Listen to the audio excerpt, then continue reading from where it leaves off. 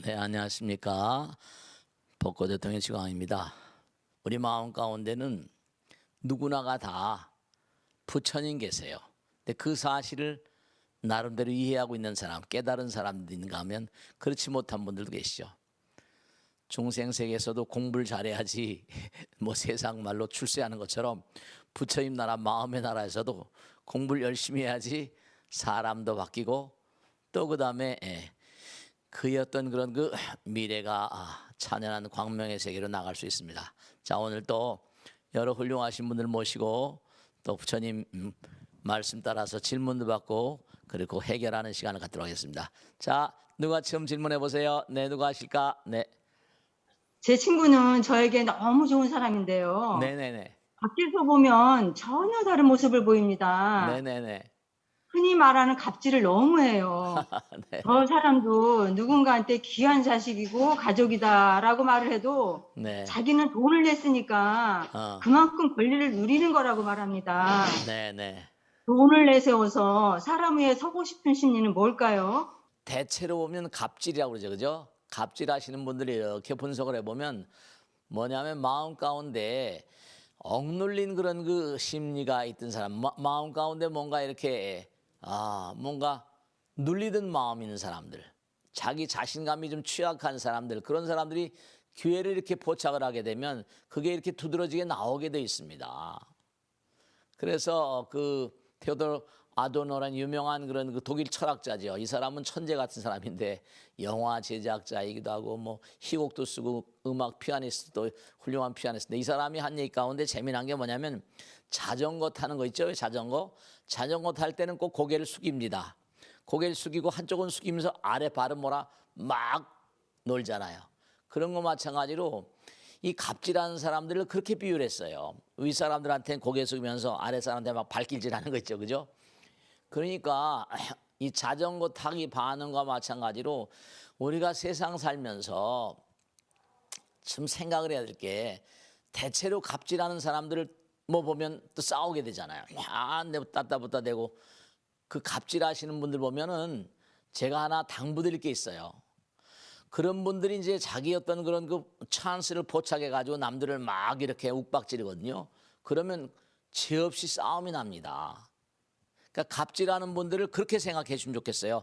저 사람은 마음 가운데 뭔가 마음 가운데 취약한 면이 있고 자신감도 좀 뭔가 떨어지고 살아온 날들 어렸을 때 배경 같은 것들이 별로 그렇게 뭔가 사랑을 많이 그렇게 받지 못한 사람들이구나. 이렇게 좀 한 수 좀 이렇게 접어놓고 생각하시면 좀 이해하기가 편해요. 제가 갑질하시는 분들 이렇게 그런 분들이 여러 분 계세요. 대부분이 그렇습니다. 평상시에는 억눌려 살다가도 탁 이겼던 계기만 만나면 막 쌓여있던 게 폭발하듯이 나오는 그 갑질한 사람을 대부분이 다 보면 좀 이렇게 취약한 사람 또 어렸을 때 뭔가 대체로 뭔가 하니 어렵게 큰 사람들 뭔가 사랑을 받아보지 못한 사람들 그러니까 좀 이 갑질하는 그런 그 상황에 대해서 여러 가지 비난의 얘기들이 많이 있는데 좀 서로 만약에 여기 저도 마찬가지고 여러분도 마찬가지죠. 어떤 상황이 되면 또 그냥 따따붙다 대고 갑질할 수 있는 가능성이 큽니다. 그게 참 문제인 거예요. 그래서 사회 자체가 이 갑질하는 분들이 뭐 누구나가 할 것 없이 다 그렇습니다. 조금만한 무슨 권력을 잡고 있거나 좀 뭔가 어떤 그런 그 자손가거나 어렸을 때 막 어렵게 커나다가 어떻게 해서 돈을 좀 벌었거나 그러면 막 직원들한테 따따붙다 대고 뭐 그런 분들 여러분들이 갑질하는 이런 상황들을 이렇게 쭉 보시면서 여러분들도 스스로 그런 상황 가운데 그렇죠? 상대방을 배려하는 저 사람이 나에게 갑질하는 바에야 나는 혹시 뭔가 갑질하는 그런 마음이 없지 않을까? 나를 상대방을 통해서 좀 나를 이렇게 상대방이 내 마음의 거울 같은 거거든요. 나는 또 상대방이 그렇지 않는가? 모든 것이 다 전부가 다 이 세상이 거울 같은 거거든요. 내가 한 대로 받는 거울이 뭡니까? 비친 대로 비쳐 나오잖아요. 그죠? 그러니까 뭔가 갑질하는 그런 사람 보면서 좀 측은하게 여기고 감싸주는 그런 마음도 필요하고요. 또 하나는 거기서 뭔가 아니 나의 자화상 같은 걸 보는 겁니다. 나는 혹시나 안 그럴까? 제가 여러분들 많이 만나뵈면서 느낀 게 하나 있는데요. 그게 바로 이게 갑질이 예사롭지가 않은 게 갑질하다 보면 싸움이 꼭 나게 돼 있습니다.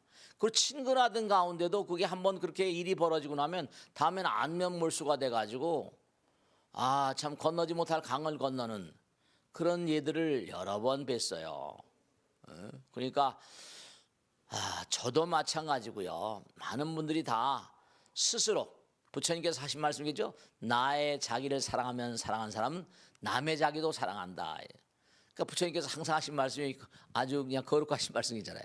대하는 모든 사람들을 부처로 대하도록 하라. 그게 공덕 짓는 마음이야. 갑질하는 분들은 제가 당부드리는데 갑질하시는 분들은 뭐냐? 공덕을 까먹는 일입니다. 공덕을 까먹는 일이에요. 그러니까 많은 분들하고 상담을 하다 보면 이 갑질의 예가 의외로 많더라고요. 그래서 제가 통계적으로 느끼는 게 인간은 누구나 가다 뭐라 갑질의 가능성이 있구나. 그렇게 착한 분도 그러시더라고요. 그렇게 생각하시고 난 혹시 뭔가 아니 상대방에게 그러한 경우가 없는가 한번 돌아보시는 그런 시간을 가져보시는 것도 좋겠어요. 아시겠죠? 자, 다음 질문 받겠습니다. 다음 질문 받겠습니다. 네.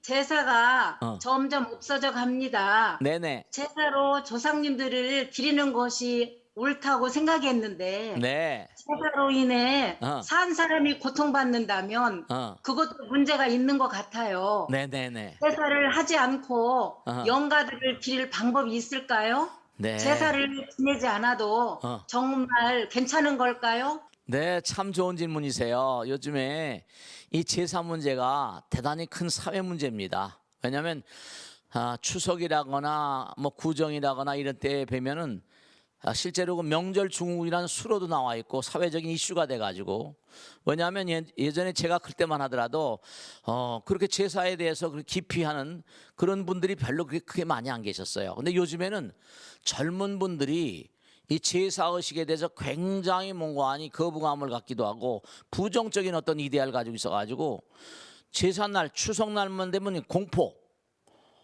이 추석 공포증이라는 게 있고 구정 공포증이라는 게 있답니다. 그러니까 제가 하나 꼭 당부드리고 싶은 건 뭐냐면 이게 젊은 세대들, 왜냐하면 핵가족 시대니까 부모님들도 잘 찾아가지 않고 또 뭔가 이게 조그만 어떤 아파트 생활 공간에서 뭔가 가족들 일가 권속들이 모여서 제사를 지내거나 뭐 한다. 이 가족 공동체가 점점 붕괴돼가는 그런 상황 가운데서 이런 그 제사의식 뭔가 이게 너무 번거로운 거예요. 그렇다고 또 뭐냐면 대체로 보면 음식을 만드는 건 여자들 차지 아닙니까? 전부 다 여자들 차지니까 그 음식을 만드는 것도 보통 힘든 게 아니죠. 그러니까 자 다른 종교에서는 추석날 오게 되면 전부 다 여행 갑니다. 여행 가는 분들 많이 계시고 그래서 이게 제사의식에 대한 어떤 그런 그 공포증 같은 거 두려움 같은 게 여러 가지 요인이 있는데요. 만나지 않던 그런 친척들을 갖다가 한꺼번에 만나게 된다. 이것도 상당히 어색한 겁니다.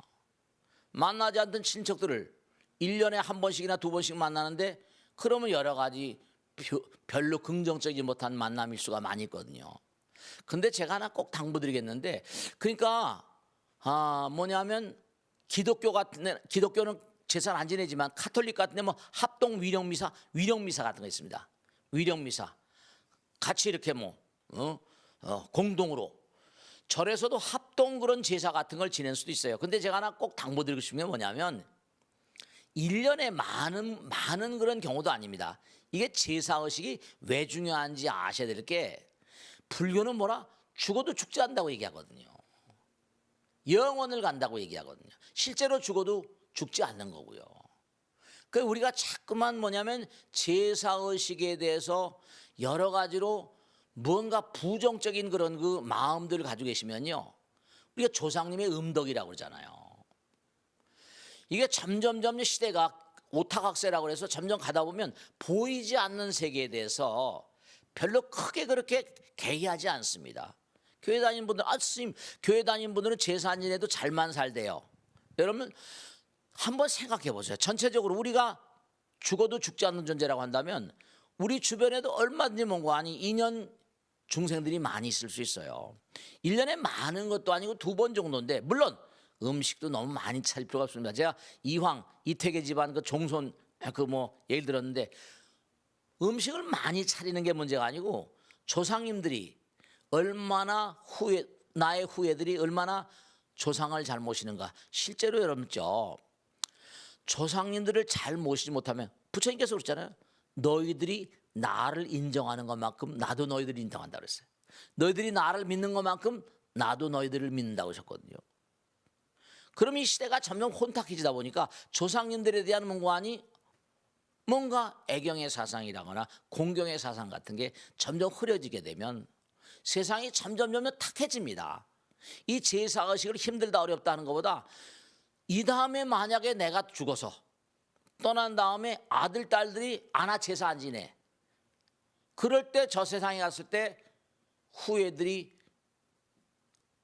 죽은 나를, 망령이 된 나를 전혀 배려하지 않는다고 할 때 어떻게 생각하시겠어요? 죽으면 고만이지가 아니라 실제로 돌아가신 다음에 그런 영혼들이 분명히 있는 거고 말씀이죠.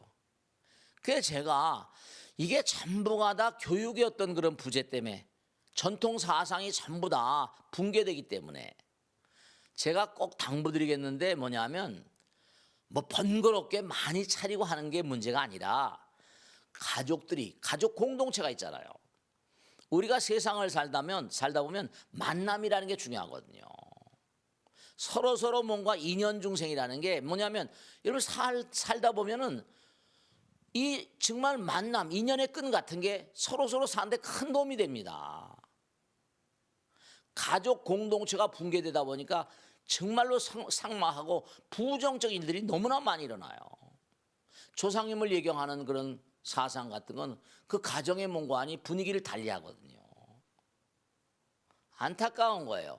그래서 우리가 꼭 생각해야 할 건 다른 게 아니라 1년에 2번인데 좀 너무 힘들다 생각하지 마시고 그 생각하기 관점 따라거든요. 조상님들과 다 한번 모여가지고 조상님들 공동체 일가원석들 모여서 한 끼 밥을 먹으면서 어떻게 지냈냐. 미풍양속이죠. 그동안 잘 지냈어? 그렇죠. 다 혈육을 같이 하는데 이 제사 음식 차리는 것도요. 조유리신 해가지고 홍동백선에서 거기에 법이 들어있습니다. 이 음식을 차리는데 이른바 말하면 붉은 색깔의 뭔가 음식이라는 건 동쪽에 백석 전부 다 조유리시 전부 다 이게 대자연의 어떤 그런 흐름 같은 걸 교육시킨 내용들이에요. 이게 아무렇게나 제사 음식 차리는 게 아니라 다 그게 의미가 있는 겁니다. 많이 차릴 거 없어요. 한 접시씩 놓으면 되는 거죠. 중요한 건 마지막으로 말씀드릴 게 내가 조상님께 정성을 드린 것만큼 내가 받습니다. 받으려고 하는 게 아니라도 조상님들께 정성을 드리는 것만큼 이 우주의 흐름 보이지 않는 세계의 어떤 그런 보살핌이 있다는 걸 명심하시고 옛날에 천우신조라고 했거든요. 하늘은 스스로 돕는 자를 돕는다고 하는 것처럼 우리 미풍양속으로 갖다 함부로 다 져버리고 그럴 이유가 있습니까? 그러니까 그런 점을 좀 생각하시고 좀 간소화하고 얼마나 아름다운 미풍양속입니까? 그걸 너무 싫어하고 그러시면 제가 볼 땐 좀 박복중생인 것 같아요. 복을 별로 많이 못 받을 것 같습니다. 자, 다음 질문 가겠습니다. 다음 질문 하겠습니다. 누구실까요? 네.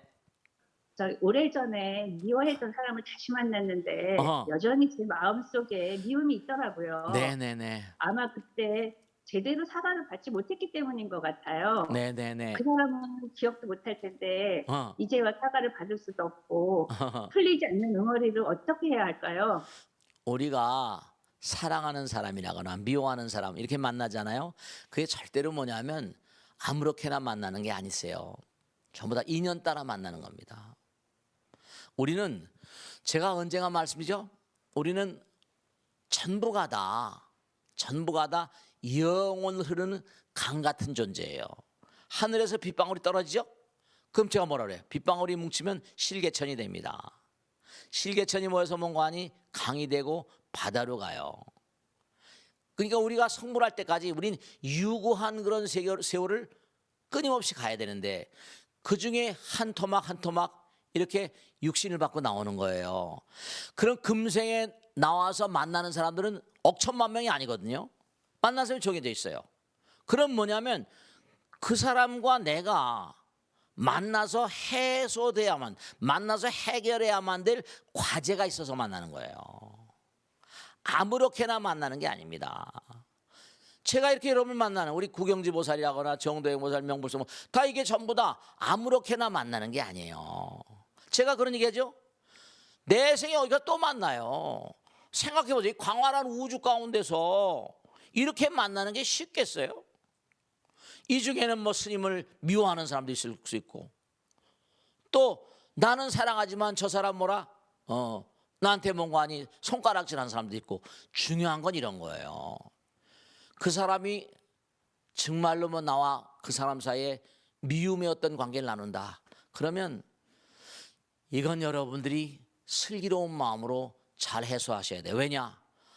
내가 그 무량겁을 두고 흘러오다가 금생에 저 여자를 만난 거, 저 남자를 만난 거, 이게 정말로 뭔가 지중한 인연이구나. 서로 간에 아픔을 나눈 인연이구나. 그러면 내가 부처님 말씀을 공부한 내가 이걸 이해해야지. 뭔가 중요한 건 제가 항상 드릴 말씀이잖아요. 여러분들이 살아가시다가 그런 얘기를 많이 하시거든요. 언젠간 말씀했죠. 사람 천성은 못 고쳐. 저도 그 점을 나름대로 긍정합니다. 그리고 3살적 버릇이 80까지 가는데 전생서부터 흘러내려오는 게 그게 금방 끊어지겠어요? 그 사람이 나한테 나타나서 서로 미움을 나눈다. 이것도 무슨 과거생서부터 인연입니다. 그러니까 그걸 내 손에서 그 사람이 나를 어떻게 대하든 간에 중요한 것은 내 마음 가운데 그 말씀이죠. 빗방울이 떨어지는 건 개체성이거든요. 개화성, 이기성이에요. 그러니까 그 사람이 아무리 나에게 모나게 대온다 하더라도 그 사람에게서 그 사람의 모난 마음 가운데서 나의 모난 마음을 봐야 돼요. 그 사람이 아무리 나에게 모나게 대온다 하더라도 그 사람의 모난 마음 가운데서 나의 마음 가운데 모난 점을 봐야 돼요. 상대방은 항상 내 마음의 거울입니다. 상대방은 항상 내 마음의 거울이에요. 그래서 미움이 녹아지지 않으면 여러분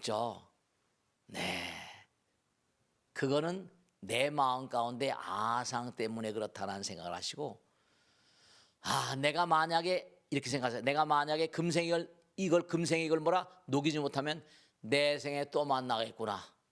내 생에까지 만나가지고 또 그럴 이유가 없죠. 그게 너무 불필요하잖아요. 내 생까지 갑니다. 금생에 온 건 전생에서 온 거예요.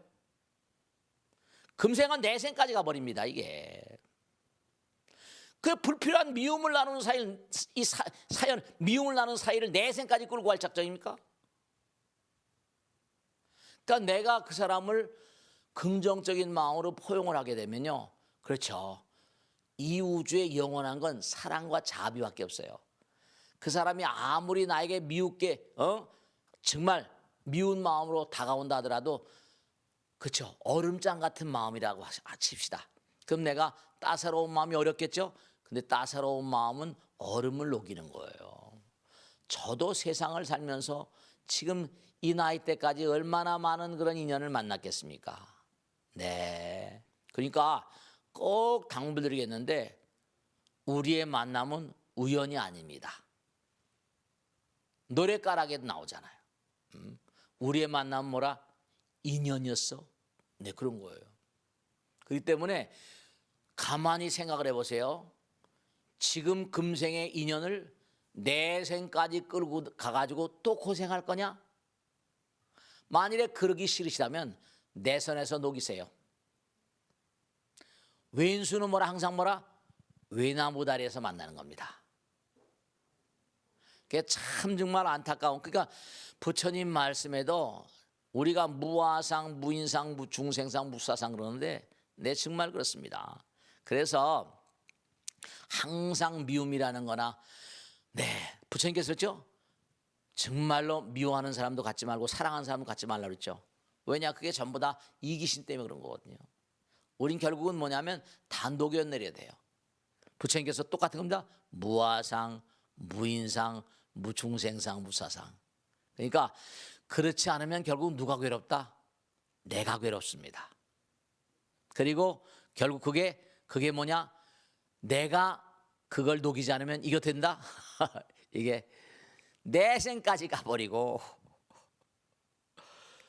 그리고 내 생에 다시 만날 때 어떻게 된다? 이자까지 쳐서 봤어. 이자까지.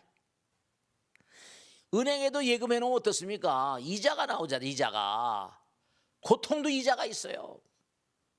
그러니까 부처님 말씀에도 철천지 왼수가 과거생에 네 애비엠이라고 한 이유를 좀 생각하시면서 잘 이겨내시길 간절히 당부드립니다. 우리가 모두 살다 보면 이렇게 마음의 응어리들이 많습니다. 갑질이거나 정말로 말이죠, 미움이라거나 부처님께서 그러잖아요. 원한을 원한으로 그게 또 핑퐁공처럼 나옵니다. 넘어가는 거예요. 원한으로 갚으면 원한을 원한으로 갚으면 원한이 뭐라? 멈춰지지 않는다 그랬잖아요. 그러니까 마음 가운데 있는 응어리를 녹이는 사람, 녹이는 그런 그 자세가 돼 있는 사람, 그런 사람들을 수행자라고 합니다. 수행자가 다른 게 아니에요. 마음 가운데 있는 모든 본뇌 망상들, 이걸 다 내려놓는 훈련, 참선이 그거 기도가 그렇잖아요. 이 벚꽃 대통도 마찬가지, 질문도 마찬가지. 그러니까 마음 가운데 응어리를 놓지 못하면 어떻게 된다? 이놈에게 덩어리가 됩니다. 색즉쇼공이니까. 그러니까 3명 중에 하나가 암인 거예요. 지금요. 응어리를 내려놓지 못하니까. 그러니까 자꾸만 내려놓으면 마음의 어떤 경랑도 가라앉고, 정말로 내가 나를 이긴 자가 진정한 승자입니다. 자, 오늘은 여기까지 하고 다음 주에, 오늘 함께해 주신 여러분 감사합니다. 다음 주에 또 다시 뵙겠습니다. 대단히 감사합니다. 고맙습니다. 감사합니다.